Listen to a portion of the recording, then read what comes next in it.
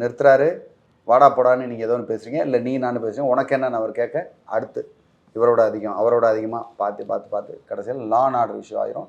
2 பேரும் அவமானப்பட வேண்டியது. எவ்வளோ பெரிய நீங்கள் ஒரு பெரிய ஆளாக இருந்தாலும் சரி, நீங்கள் புகழ்பெற்ற ஒரு பெரிய மனிதர், எந்த துறையில் நீங்கள் இருந்தாலும் இது போல் சிறுபிள்ளைத்தனமாக நீங்கள் செய்யக்கூடிய, உண்மையிலே சொல்லப்போனால் இந்த சண்டைன்றது சிறுபிள்ளைத்தனம் தான். சிறுபிள்ளைத்தனமாக நீங்கள் செய்யக்கூடிய பல செயல்களில் நீங்கள் ஆபத்து உங்களுக்காக காத்துக்கிட்டு இருக்கு. இன்ஃபேக்ட் ஒரு சில பேர் இதை பார்த்துட்டு கூட சொல்லுவாங்க, இதை வந்து அட்வொகேட்ஸ் நிறைய பேர் இந்த மாதிரி ரோட்டில் தகராறு அதெல்லாம் பண்ணுறாங்க. யாராக இருந்தாலும் சரி, அவங்க அட்வொகேட்டாக இருந்தாலும் சரி, அமைச்சராக இருந்தாலும் சரி, எல்லாருமே ஒன்று தான், சாமானிய மனிதர் தான் அவங்க.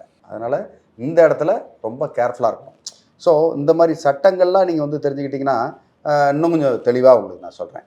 பொதுவாக ஒருத்தர் வந்து அவருடைய சுதந்திரத்தை பறிக்கிறது, நீங்கள் வந்து வாசலில் நிறுத்தி அது பண்ணிங்கன்னா கிட்டத்தட்ட 1 மாதம் வரைக்கும் சிறை தண்டனை, 1000 ரூபா அபராதம்.